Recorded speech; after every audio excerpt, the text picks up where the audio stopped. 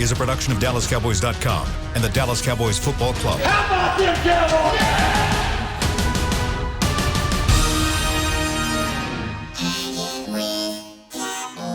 Blowing out of the backfield, exploding down the sideline.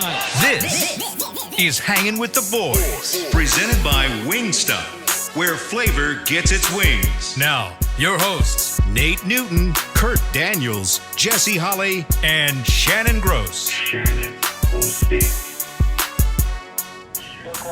We are back. It is Tuesday. Welcome to Hanging with the Boys. I'm Kurt Daniels. As you can see, we are without our fearless leader. Shannon Gross is big-timing us today.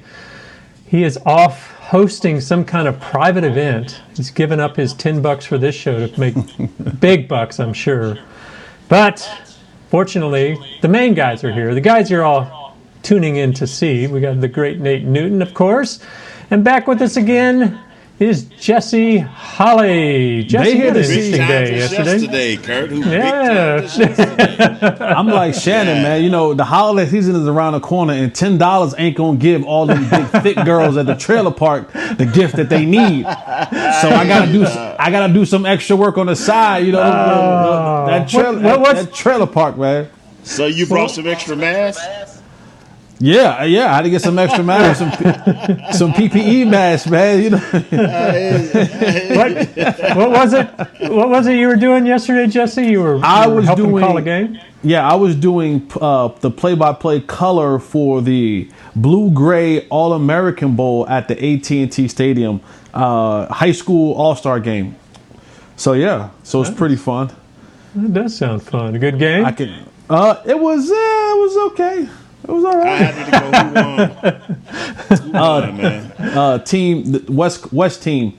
Right. Each team was coached by Tony Banks, and for Tony Banks to be a former quarterback and an offensive guy, I was really questioning his play caller.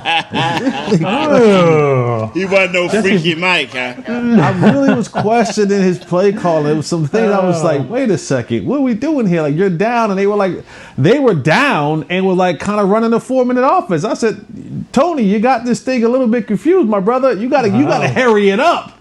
But sound like Jesse was bringing the thunder yesterday.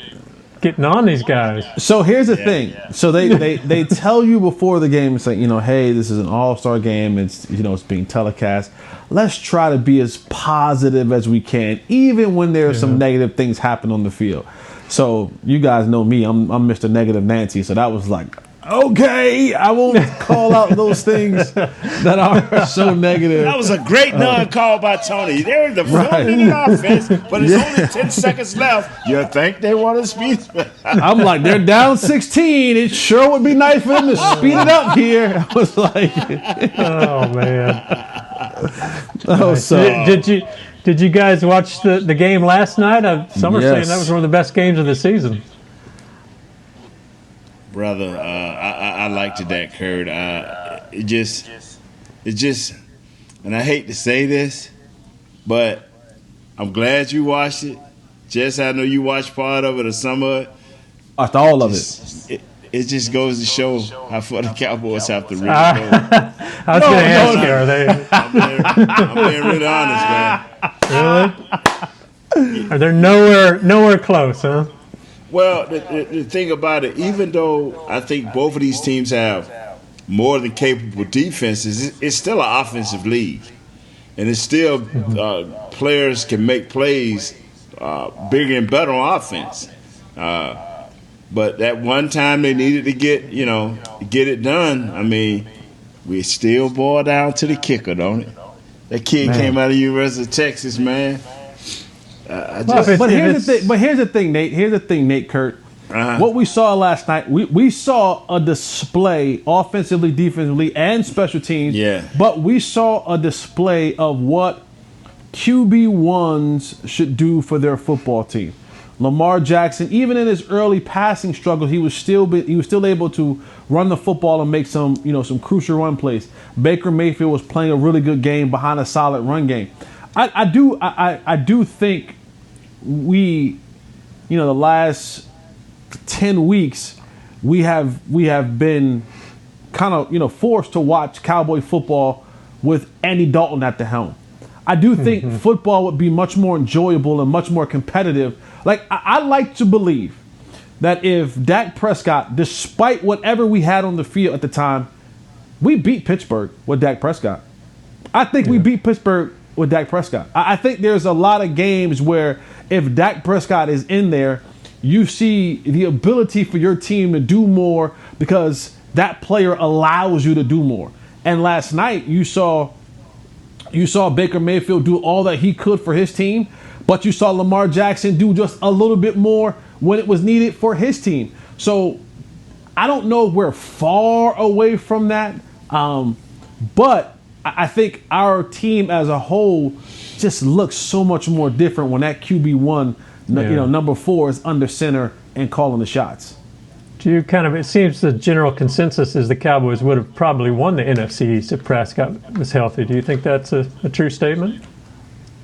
I think with the one or two more games that Jesse talking about, yes, they will be the tied with Washington or 1-game lead. Because this is 2 games I think they could have won if Dak would have been there, and so I'm with you all the way, Jess. But man,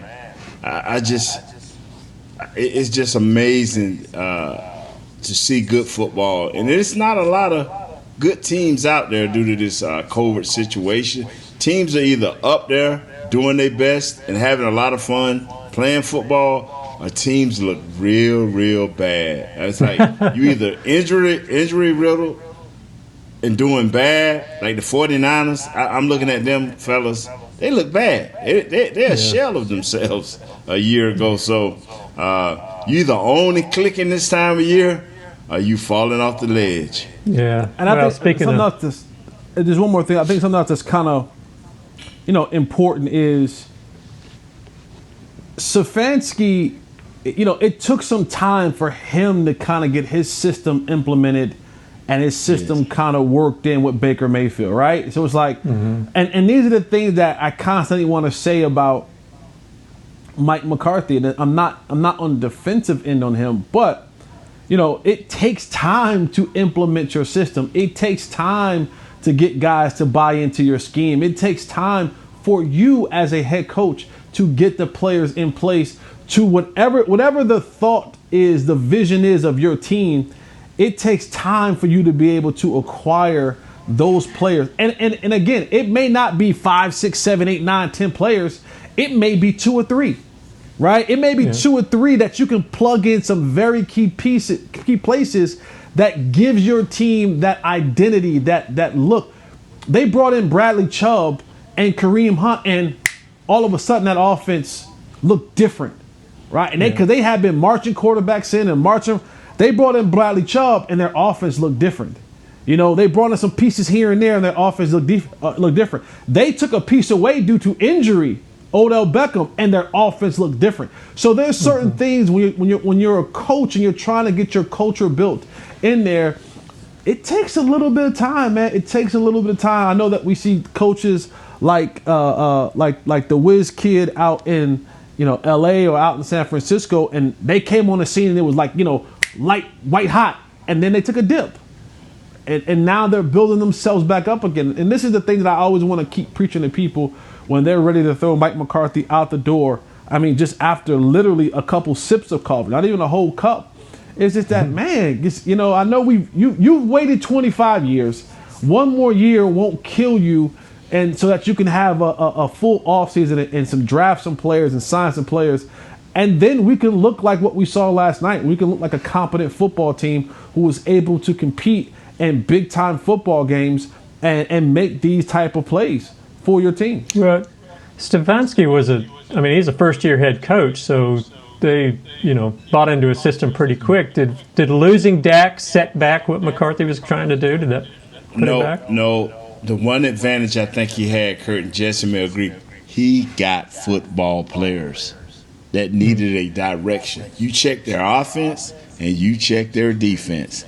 They have better than average at every position. When you have football players and you are building and molding And these guys are fresh and hungry. These are all first, second, and third year players. That's like, hey man, they just come from Power 5 programs where they winning. So they still hungry and determined and can be molded. And that is what he's doing. He probably shot Baker Mayfield and looked in face to face and say, hey man, your day is coming. Let me help you get there. Wow. So even losing Prescott probably didn't change what McCarthy was trying to do, or did you think it because he didn't have the players? Or offensively, you do. Offensively, you have the players, but your offensive line was depleted. So that made it hard for Coach Philbin because he was working behind the 8 ball. The only person we had was Kellen Moore, but he wasn't ready to adjust his game plan to what this team needed at the time. So he was kind of off kilter. So now these last 3 or 4 games, even though it hasn't looked nice, even the victory a day or so ago, you was on pins and needles, and they was up by almost 30 points. And you was still on pins and needles because we didn't slow down them offensively or defensively at all. So besides the turnovers, you're going to have to go get some players. I mean, no matter what you do defensively, you're going to have to go get some players, man. And you're going to have to get a coach that can drive these guys in the right direction. Jesse, you were gone yesterday. We didn't get the chance to ask you. Did you take anything from that win, or was it just you beat a bad team and that's it? That's all there is. I mean, as a player, winning is fun. You this is what you play for. You take the win for what it's worth. It's a win. You put in the work, and you still have to go out there and beat a football team, and that's not the easiest thing to do Sunday in and Sunday out. As a analyst or whatever you want to call whatever I am, to me it bolded nothing but a victory. It keeps you still kind of in the hunt, but you're supposed to beat the second worst team in the National Football League. You know what I'm saying? Like, those are the type of things you go in and you say, yeah, guys, these are when we're doing our kind of preseason, looking at the schedule for the year. These are the games we go and we say, yeah, we're supposed to beat the Bengals. Like, these are the teams that you're supposed to beat. So you're appreciative and happy for the victory because winning is fun and winning is what you want to do. But you're still looking at it saying, it's not quality. It's a win, but it ain't a quality win. It's not a win that we look back and say, we really beat a quality team. So, hey, Jess, have you ever had back-to-back bad seasons? I've been a part of back-to-back bad seasons. Any win I could get, it was Super Bowl, baby. I ain't lying. Well, when you go 1-15, when we beat Washington, man, the wheels almost came off the plane. When they hit the ground, we were so jacked up and drunk. It was funny. Rob Phillips was talking about this a couple days ago on the flagship station. He said, hey, you should have saw Bus 6 when we beat Minnesota. He goes, Bus 6 was... That's the bus that the defensive coordinator's on. He's like, that was a live bus. And when people sometimes ask, what do you miss the game? I don't really miss playing on Sunday. That's not what I miss.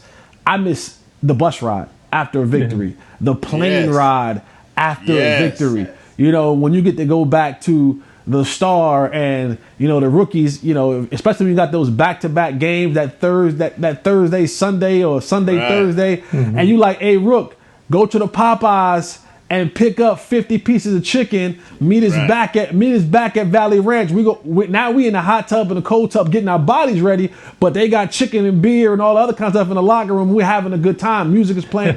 So those are the things that you miss. I don't miss playing on Sunday. That hurts too much. But when you get a victory and that bus ride, that plane ride, that locker room moment, those are the things that you miss. And so I understand what you're saying, Nate, 100%. Every victory, especially when you got few and far between, is a celebration. But they know coming to town, this week are the Niners, and you don't want to beat a team like that and then turn around and lose to a 49er team. That kind of is like 2 steps forward and 3 steps back. What's that? I mean. Excuse me, I'm sorry, Kurt. Go ahead. No, go ahead. No, go ahead. Especially when this team that you're facing, they ain't going to hesitate to run that ball. Yeah. They're not going to hesitate to run that ball. Go ahead on. Would you consider a win over San Francisco a quality win? I mean, they're banged up. They're losing record. Questions at quarterback. Would that be a quality win? Cincinnati.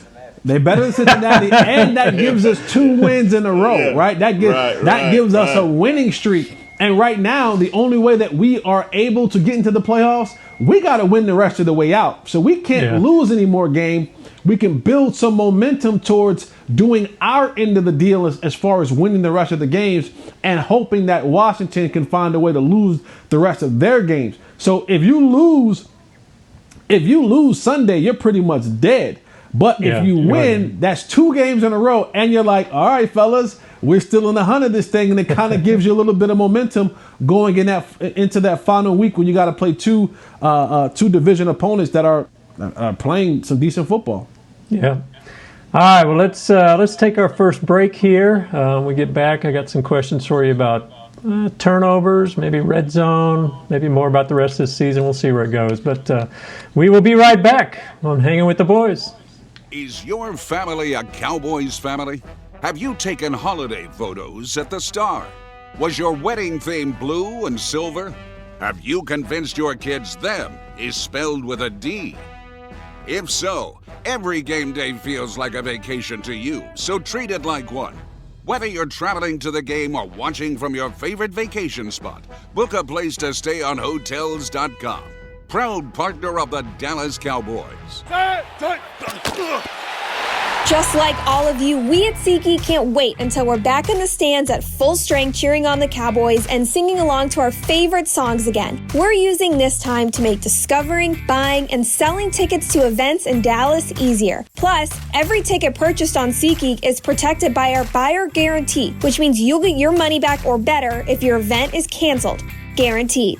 Download the SeatGeek app today, and when the time is right, let's go. SeatGeek. Grab some OtterBox gear and get ready for Hanging with the Boys. From rugged venture coolers to tough as nails elevation tumblers, we've got what you need to keep your game day drinks frosty and your football feast ice cold. And with cases, screen protectors, and power accessories, you can defend your phone and stay connected to every play. Gear up at OtterBox.com and amp up the fun of every Cowboys game. That's OtterBox.com. Dear, it's 1908. Don't you think we should get electricity? And stop using candles to see at night. It's just electricity lights up the room fast. It's more reliable than candles blowing out, and people seem to love it nationwide. Well, candles are... Dear, did you just run into the wall? Nope. May I have a new candle, please? Historically, switching to new technology is a no-brainer. Today, it's AT&T 5G. Fast, reliable, secure, and nationwide. Switch to AT&T 5G. It's not complicated. 5G requires compatible plan. May not be in your area. See att.com/5G for you for details.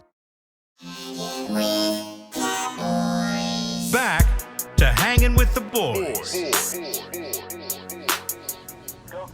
All right, we are back with Hanging with the Boys. I'm Kurt Daniels. We've got Nate Newton, Jesse Holly. Our fearless leader Shannon is out today. He's whining and dining with who knows who, but he's gone, which means I don't have the reads that we're supposed to have here, but I'm assuming Tommy John is, as always, our good friends Tommy John. Don't know what we'd do without him. Always comfortable to wear.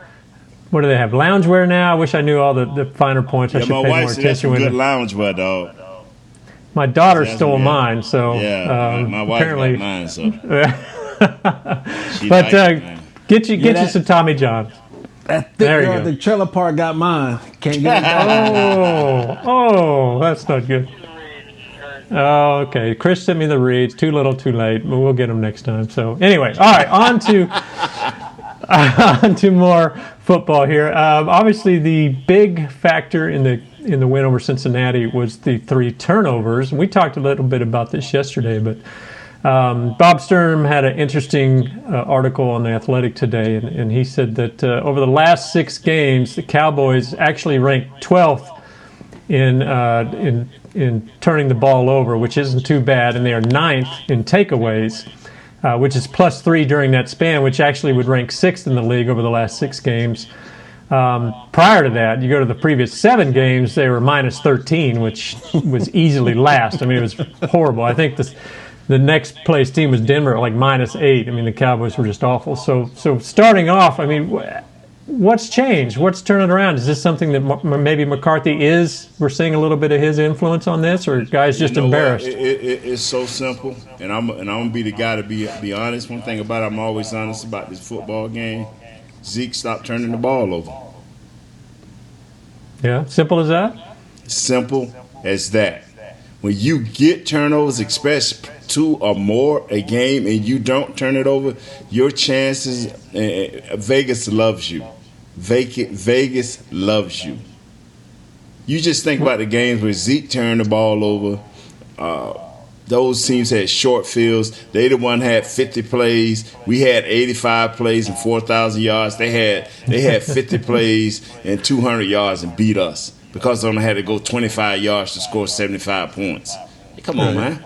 Yeah, Jesse, if you see it differently, that bothers me, man. That you turn the ball over and you lose the ball. You lose the game. And it's always interesting when you look at turnovers. They always begin to happen in bunches, right? Yes. It's like, you get one, and next thing you know, and that goes either way. It's like even when you're on the receiving good side of turnovers, they come in bunches. And early on, they were going against us in bunches, the fumbles, the interceptions, trying to find a way, and you can't win games that way. And over the last couple games, you saw kind of the tide turn a little bit in the Cowboys' favor with them being able to secure and come up with some of these turnovers in their favor, but they seem to come in bunches. You just hope that you're on the positive side of that turnover battle. And I think biggest... Go ahead. Well, why is it in bunches? I mean, is it guys just, they start pressing? They come alert to it.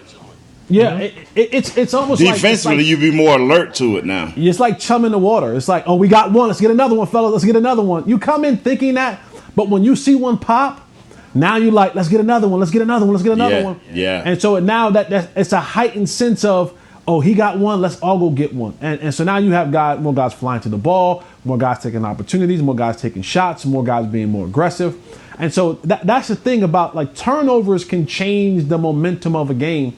Not only because you get an extra possession, but it kind of revs the guys up a little bit. It makes you want to go out there and see if you can't hunt up another one. And I know you're like, well, why did you do that from the start of the game? You do. You want to hunt it out. But when it happens, when you find, when that dog finally catches that squirrel that's been chasing, now you're just like, I got it.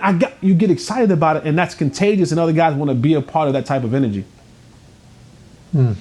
Well, then how big, we always talk about how the injuries played such a part in the poor start and the poor season. How big a factor would it have been if they weren't minus 13 those first 7 games? Is that really what we're talking about, the difference? Yeah, every time you turn the ball over, you lose the opportunity to actually put points on the board. And every time you don't get turnovers, that means that team that you were playing against had all their opportunities to score the football. And games are usually broken down into about 4 or 5 plays that happen or don't happen for you to win a game last night. You think Baker Mayfield doesn't want that interception back last night, right? The one that got his team intercepted, they went down almost to the goal line and then they punched it in. You think he doesn't want that one back? Or a throw, or there's all these little things that happen in the course of the game. And when you go back and you look at it, you're saying, man, 1 or 2 plays here or there, and we get the victory.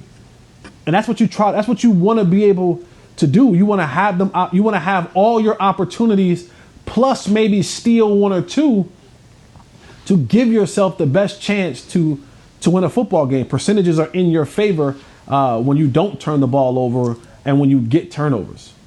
And that's why you see a lot of times you see a lot of coaches won't kick them try them long field goals, them plus 40 field goals, because if you get the ball back plus 7 yards from where they kicked it from, so that's a turnover in itself. You don't when those games are being played last night, you had to think it through, every kick. Yeah.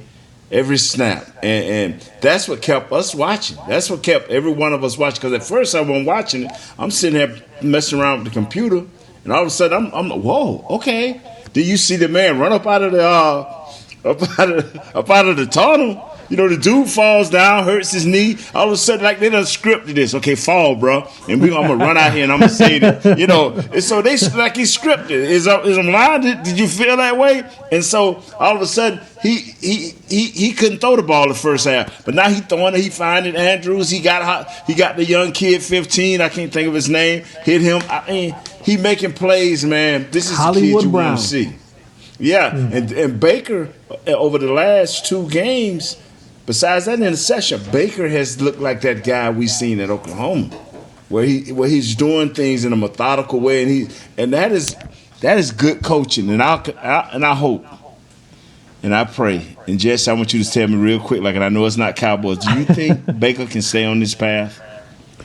Yeah, because what Stefanski has done is he is taking the pressure off of Baker. He said, Baker, I don't need you to do everything. And this is why you want to know one of the reasons why Zeke is having a down year to make it Cowboy related. It's not having 4 back there. It's not being able, because there's something that when you have the presence of your starting quarterback, Dak is able to see and feel. This is the gift that starting quarterbacks have. I know when, how, where to get my players involved. I know when Zeke needs a run. I can feel what types of runs are working for Zeke. So if I need to change it in the huddle or at the line of scrimmage, I can. But I also know how to get CD involved on what's some of his best routes. And the same thing goes for Michael Gallup, and the same thing goes for Amari Cooper. So when you have that kind of leader at the helm, he makes everyone else's job so much easier, because he says, you ain't got to press. I'm going to put you in a position to succeed. So for Cleveland, they've taken off the pressure from Baker having to feel like, I got to do everything for us to win. I got to throw the ball 400 times and have 5,000 yards for us to win. They said, nope, we're going to have a real solid running game. And then you're going to make the throw that you need to make when you need to make them. And you sprinkle in a little bit of just your it factor, because Baker has an it factor to him, and then now we mix all that together and we have a winning formula.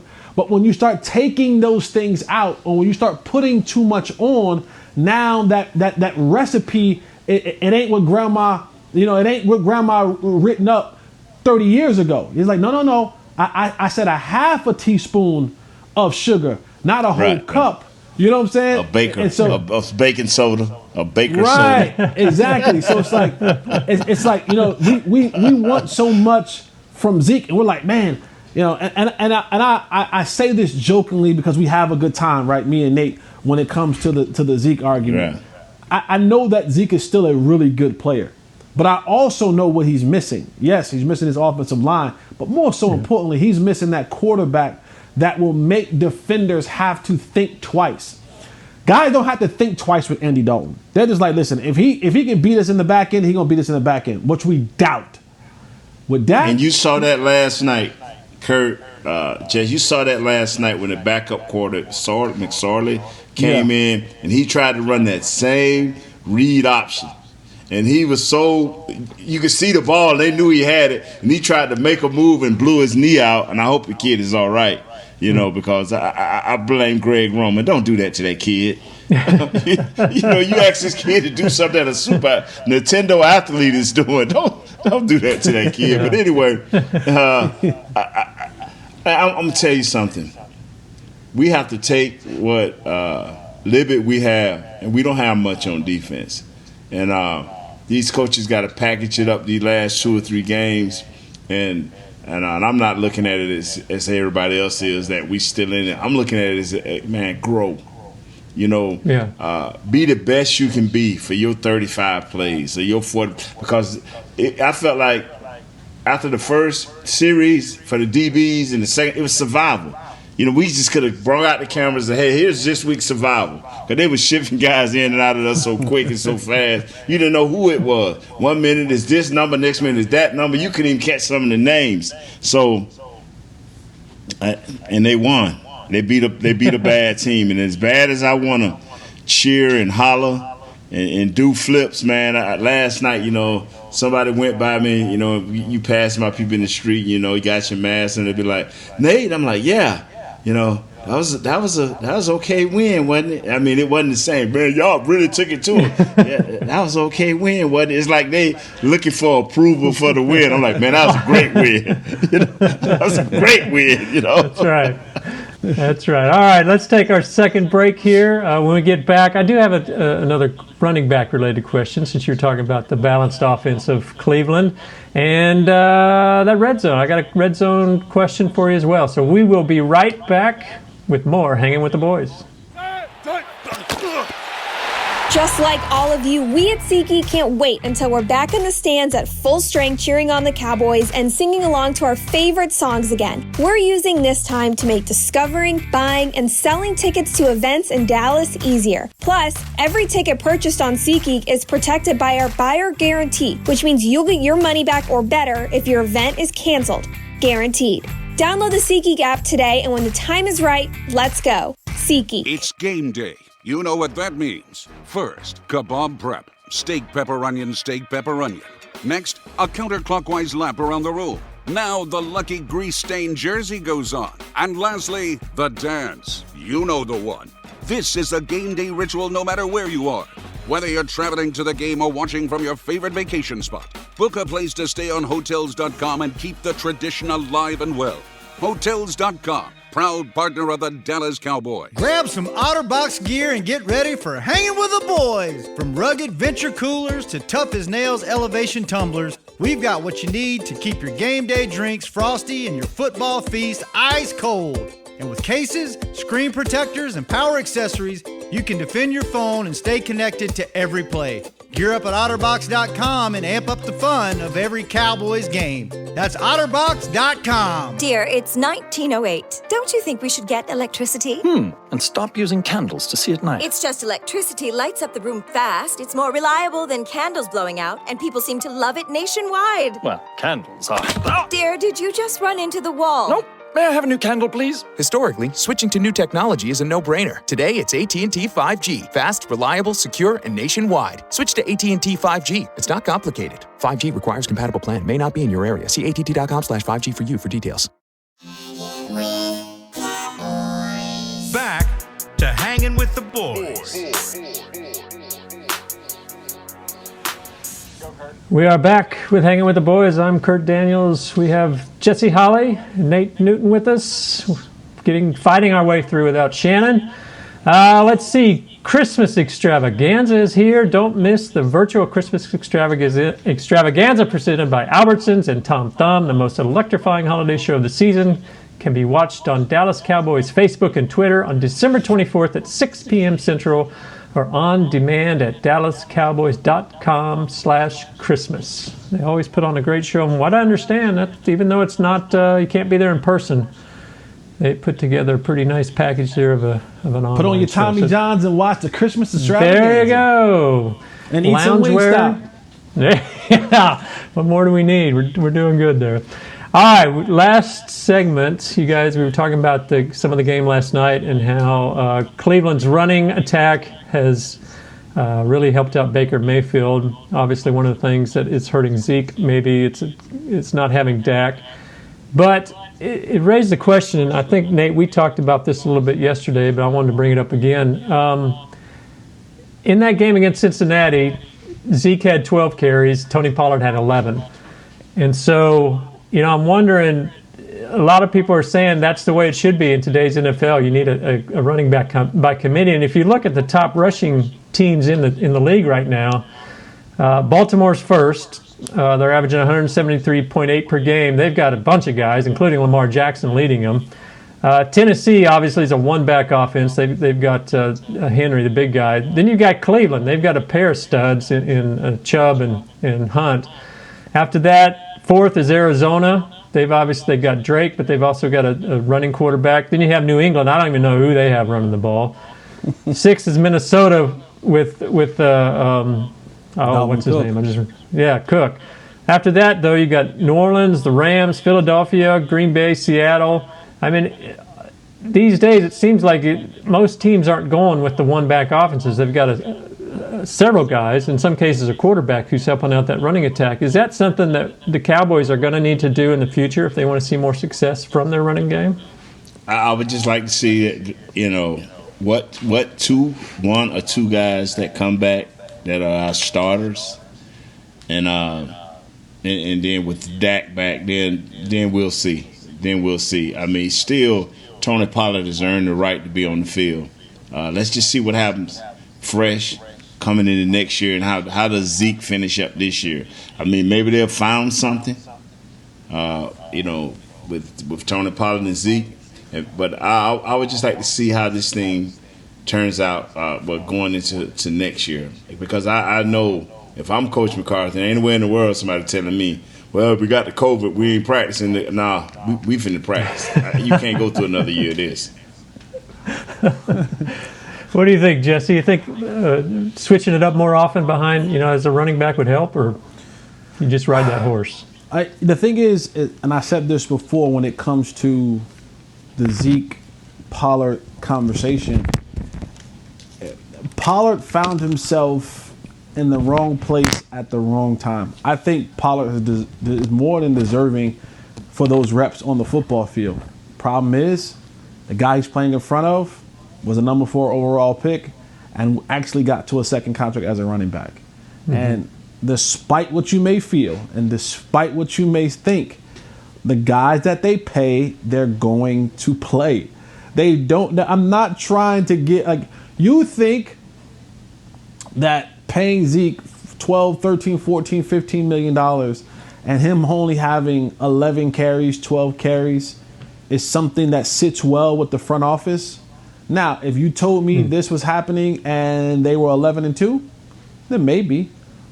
But when you talk about them being in the situation that they're in, that doesn't sit well with that front office, because they're saying, listen, play him, put him in, find ways to get him going, because we've paid him a boatload of money. And when you do that, you got to be able to justify it some way, somehow. Now, if they decide to do something with Zeke in his contract in a year or so, and, whether he takes a pay cut or anything like that, then I can see it being more of a 50-50 split between Zeke and Tony Pollard.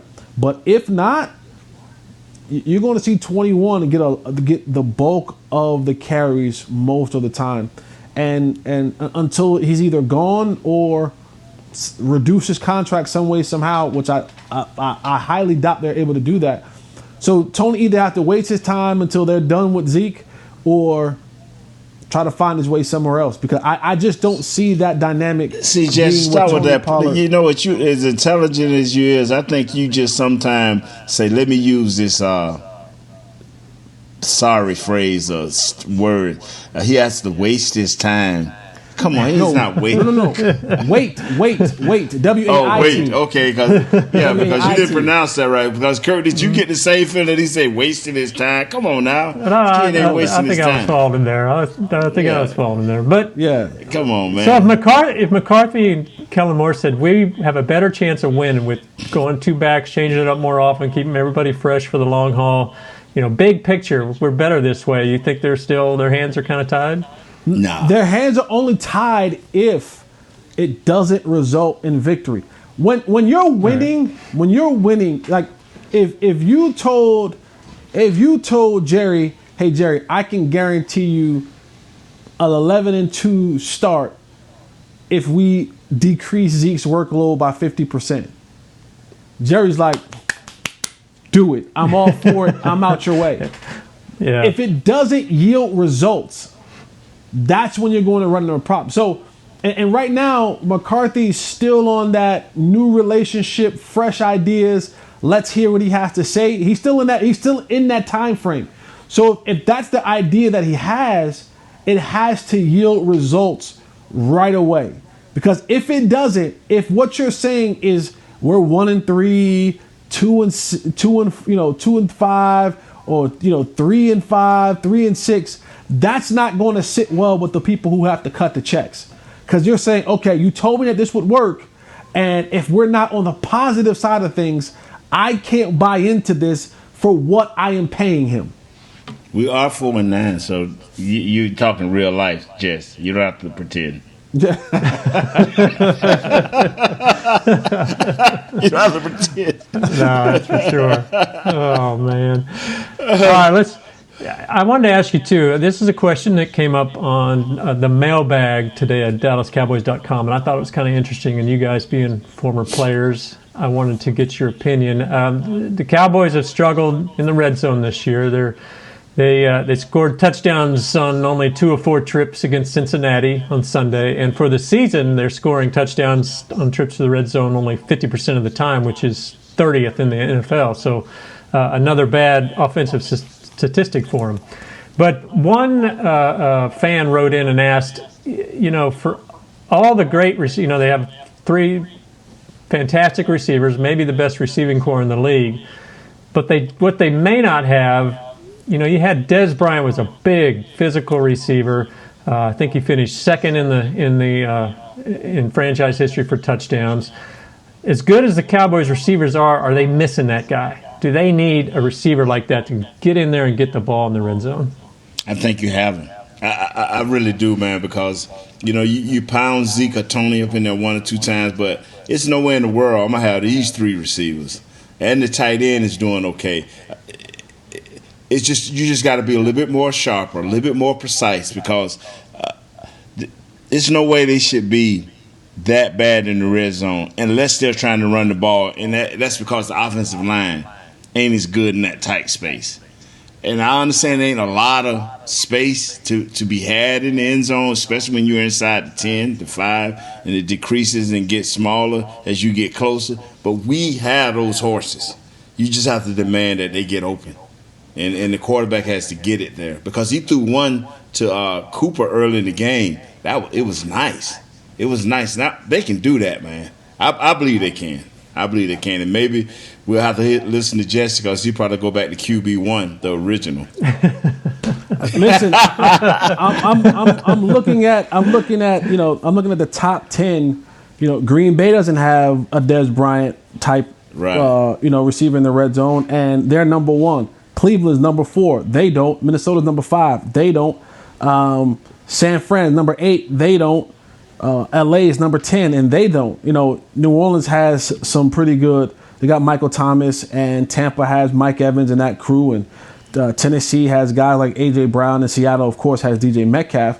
But, you look at a lot of these guys who are in the top 10, 20, top 20 of the league, and they don't have Dez Bryant like, Dez Bryant like jumping. What they do have is they have darn good red zone quarterbacks. Right? Green Bay, Seattle, Tennessee, Minnesota, Tampa Bay, Arizona, San Francisco. They got good quarterbacks so that when they get in the red zone, and the thing about the red zone is that you already have to be a quick thinker in the open field. You have to be even more of a quicker thinker in the red zone, because what windows kind of open and close in the open field, in the red zone, because the defenders have that 12th minute at the back of the end zone. They don't have to backpedal 20. They don't have to cover 50, 60, 70 yards behind their head. Everything now is condensed. You can pass things off. So you need that quarterback. You need that guy at the quarterback position to be able to assess and know where the ball is going right now, because you don't have the time that you normally have. And I know that Andy Dalton has had experience in this league, but he hasn't had experience with this offense and these players for an entire season. He's had a handful of games with them, but when you get in the red zone, you have to know your offense. You have to know what you're looking at in front of you, and you have to really know where the ball is going right now in the red zone. Very rarely do you have time to go to first, second, third reads. Some guys do, and you'll see it happen from time to time. But most of the time, red zone is, I got to find a guy who I'm going to and get the ball to him right now. Yeah. Nate, you kind of mentioned this too. I mean, the offensive line, considering all the injuries, hasn't been that bad this year. They've kind of held their own with the new guys. But is this where we see the injuries pop up when they are in the red zone? These guys don't have the push. Yeah, they don't have the push, man, and the holes are so much smaller. In the open field, we say, hey, man, if we can get 70% of big wood on a player, we're doing okay. But if slings are so tight down there, if you can just get 40% of a guy. Just get a shoulder on him. Just barely get any type movement, and the great running backs can find that hole. But when things are caving in on you, and that's what mostly happens to our offensive line, especially in the middle. The guys just pressure so hard till you ain't got nothing up going up in that middle, man. So I think you got to throw that thing, and I still think we have the receivers. And like you said, Jess, if our quarterback can get some work with them, we should be a great red zone, because who can handle our outside guy, and Cooper? You're going to have to really set somebody out there with him. But what I like is CD Lamb should be scorching folks, brother. And let me say this. And let me say this quickly. Another thing that's important about red zone is the practice time, right? Yes. Dez and Tony had. I was there. They had so many reps of that jump ball, that back shoulder fade, because we had practice. You already have a limited time when you're actually able to practice red zone in practice. And now in this new, like, for example, the Cowboys ain't practiced the first 2 days. Everything's virtual. They go virtual for the first couple days of the week. So you don't have enough time. You don't have enough time in the work week, because when you get in practice, you're saying, all right, listen, we got one shot at this. We don't have time to do it. Blow the whistle, come back. Nah, we're limited in our time to do anything that we want to do. And red zone is about repetition. You got to be able to rep these things out. And coming into this year, with the instability of injuries and quarterbacks and offensive linemen and time together, they have not had much of it, a little to none of it. So when you're talking about having to be in those moments where you need to be precise, that comes with repetition. And red zone is a repetition, precise area of the field. It's not enough practice time for a team like this, because they have so many other woes that they're trying to plug up and fill up and get better at, that you don't have all day and all time to do this red zone situation. Yeah. Red zone and special teams are getting crushed around the league for what Jesse just said. Lack of time. Yeah. Well, speaking of time, we are out of it. Precious time. Yeah. Nate, is it your turn to take off tomorrow? Or are you going to be here?